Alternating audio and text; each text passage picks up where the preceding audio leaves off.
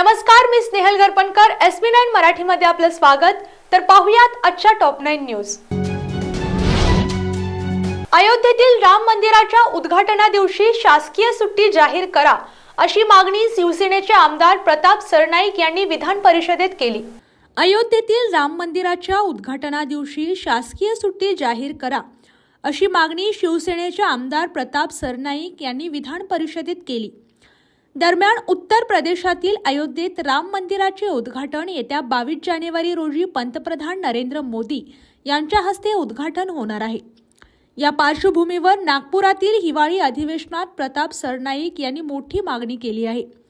समस्त हिंदूंना अभिमान वाटावा असा दिवस म्हणजे अयोध्येत राम मंदिराचे उद्घाटन येत्या 22 जानेवारी रोजी पंतप्रधान नरेंद्र मोदी यांच्या हस्ते उद्घाटन होणार आहे।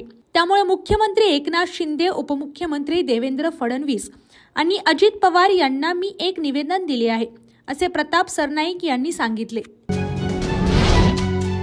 सध्या मराठा आरक्षणाच्या मुद्द्यावरून राजकारण चांगलंच तापले आहे।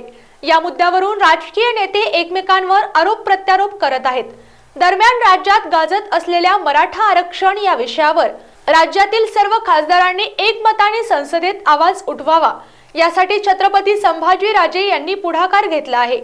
सध्या मराठा आरक्षणाच्या मुद्द्यावरून राजकारण चांगलंच तापले आहे। या मुद्द्यावरून राजकीय नेते एकमेकांवर आरोप प्रत्यारोप करत आहेत। दरम्यान राज्यात गाजत असलेल्या मराठा आरक्षण या विषयावर राज्यातील सर्व खासदारांनी एकमताने संसदेत आवाज उठवावा, यासाठी छत्रपती संभाजीराजे यांनी पुढाकार घेतला आहे। मराठा आरक्षणासंदर्भात भूमिका निश्चित करण्यासाठी छत्रपती संभाजीराजे यांनी राज्यातील सर्व लोकसभा आणि राज्यसभा खासदारांची संयुक्त बैठक आयोजित केली आहे। येत्या सोमवारी 18 डिसेंबर रोजी दिल्लीतील महाराष्ट्र सदन येथे ही बैठक होणार आहे। यासाठी केंद्रीय मंत्री नितीन गडकरी आणि नारायण राणे तसेच राष्ट्रवादी काँग्रेसचे अध्यक्ष शरद पवार यांनाही या बैठकीचे निमंत्रण देण्यात आले आहे। सरसेनापती संताजी घोरपडे साखर कारखाना चालू गळीत हंगामासाठी ऊसाच्या टनाला ₹3250 प्रमाणे FRP देणार असल्याची माहिती कारखान्याचे अध्यक्ष नवीद मुश्रीफ यांनी दिली। सरसेनापती संताजी घोरपडे साखर कारखाना चालू गळीत हंगामासाठी ऊसाच्या टनाला ₹3250 प्रमाणे FRP देणार असल्याची माहिती कारखान्याचे अध्यक्ष नवीद मुश्रीफ यांनी दिली। मुश्रीफ यांनी सांगितले, आतापर्यंत कारखान्याकडे गाळपासाठी आलेल्या ऊसाला कारखान्याने टनाला ₹3150 प्रमाणे FRP अदा केली आहे। दरम्यान या गळीत हंगामात कारखान्याकडे गाळपासाठी आतापर्यंत आलेल्या व यापुढे येणाऱ्या सर्वच ऊसाला टनाला ₹3250 प्रमाणे FRP दिली जाणार आहे। लवकरच विस्तारित इथेनॉल प्रकल्पाचे उद्घाटन होईल। कारखान्याचा 2015 साली उभारलेला दररोज 30,000 लिटर्स क्षमतेचा इथेनॉल प्रकल्प कार्यान्वित होता। 2018 मध्ये प्रतिदिन 50,000 लिटर्स अशी क्षमता वाढ केली। आता कारखान्याच्या इथेनॉल प्रकल्पाच्या विस्तारीकरणाचे काम पूर्ण झाले आहे। सागाव तालुका शिराळा येथे वन विभागाने कारवाई करून वेल माशाच्या उलटीची तस्करी करणाऱ्या 5 जणांच्या टोळीला शुक्रवारी रात्री उशिरा अटक केली। सागाव तालुका शिराळा येथे वन विभागाने कारवाई करून वेल माशाच्या उलटीची तस्करी करणाऱ्या 5 जणांच्या टोळीला शुक्रवारी रात्री उशिरा अटक केली। त्यांच्याकडून 8 ग्रॅम उलटीचा नमुना, 5 मोबाईल, 2 दुचाकी जप्त करण्यात आल्या आहेत। या घटनेमुळे तालुक्यात खळबळ उडाली आहे। यामागे रॅकेट उघडकीस येण्याची शक्यता पोलिसांनी वर्तवली आहे। संशयितांनी 4 किलोपर्यंत वेल माशाची उलटी देऊ असे सांगितले होते। या उलटीचा 1 किलोचा दर 1 कोटी रुपयांपर्यंत आहे। या कारवाईत रोहन सर्जेराव पाटील, प्रथमेश सुरेश मोरे, दिग्विजय उत्तम पाटील, लक्ष्मण सुखदेव सावळे, दत्तात्रय आनंदराव पाटील यांना अटक केली आहे। न्यायालयासमोर आरोपींना 21 डिसेंबर पर्यंत पोलीस कोठडी दिली आहे। शहरात 10 अंश सेल्सिअस तापमानाची नोंद, हवेतील गारवा वाढला। 2 दिवसांपासून शहरात थंडी वाढू लागली आहे। शनिवारी तर दिवसभर हवेतील गारवा खूपच वाढला आहे। सकाळी पाषाण परिसरात 10 अंश सेल्सिअस तापमानाची नोंद झाली। तसेच इतर ठिकाणी देखील किमान तापमानात घट दिसून येत आहे। 2 दिवसांपासून शहरात थंडी वाढू लागली आहे। शनिवारी तर दिवसभर हवेतील गारवा खूपच वाढला होता। सकाळी पाषाण परिसरात 10°C तापमानाची नोंद झाली असून तसेच इतर ठिकाणी देखील किमान तापमानात घट दिसून येत आहे। राज्यात आणि पुणे शहरात गारठा वाढला आहे। येत्या आठवड्यात राज्यात हवामान कोरडे राहणार असून 17 डिसेंबर रोजी मध्य महाराष्ट्रात पावसाचा अंदाज येणार आहे। सध्या राज्याच्या किमान तापमानात मोठी घट होत आहे। विदर्भासह मराठवाडा, मध्य महाराष्ट्राच्या किमान तापमानात घट झाली आहे। त्यामुळे राज्यात गारठा वाढला आहे। अनेक ठिकाणी तापमानाचा पारा 12°च्या खाली आला आहे। रविवारी महाराष्ट्राच्या दक्षिणेकडील जिल्ह्यात पावसाचा अंदाज व्यक्त करण्यात आला आहे।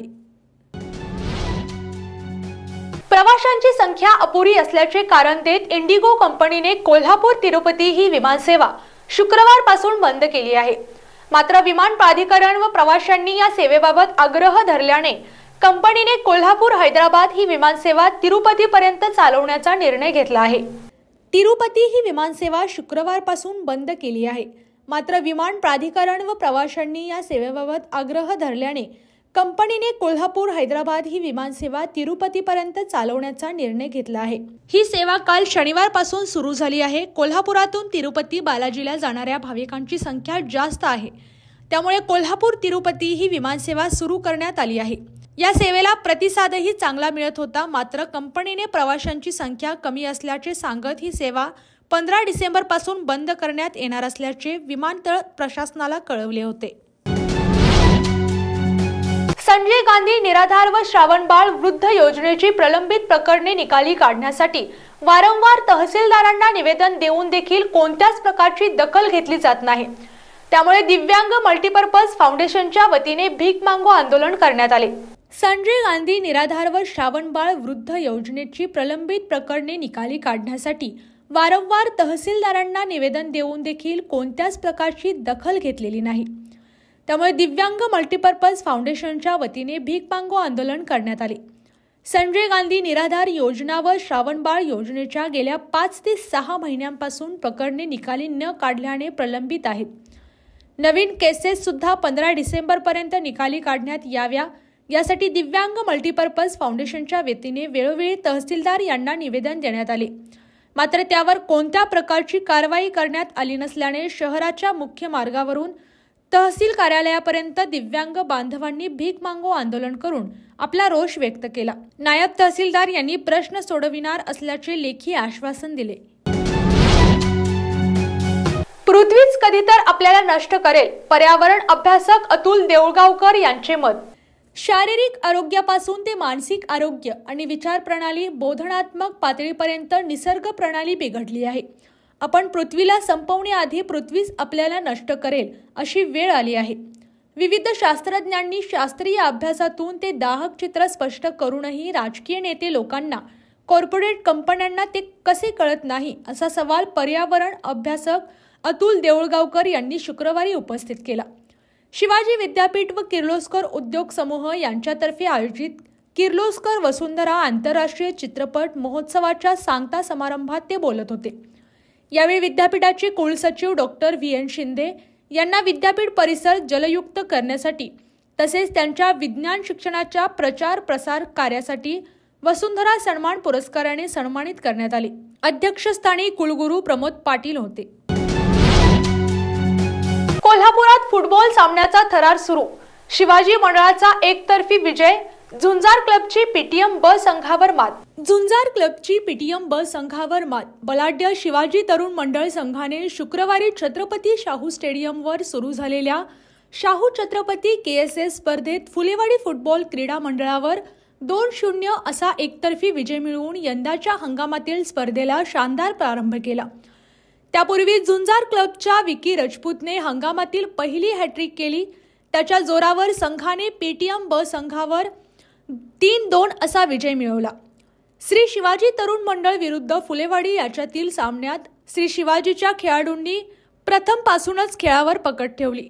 संकेत साळुके याच्या फ्री किकवर योगेश कदमने 10व्या मिनिटाला हेडद्वारे गोल नोंदवला। या गोलनंतर श्री शिवाजीचे खेळाडू आक्रमक झाले। करण चव्हाण बंद्रे, इंद्रजित चौगले, संकेत साळुखे, संदेश कासार, योगेश कदम यांनी खोलवर लढाया केल्या। आजच्या टॉप 9 न्यूज इथे संपल्या। पुन्हा भेटूत नव्या बातम्यांसोबत। तोपर्यंत तुम्ही पाहत रहा SP9 मराठी। युवा टाइम, युवा न्यूज. धन्यवाद.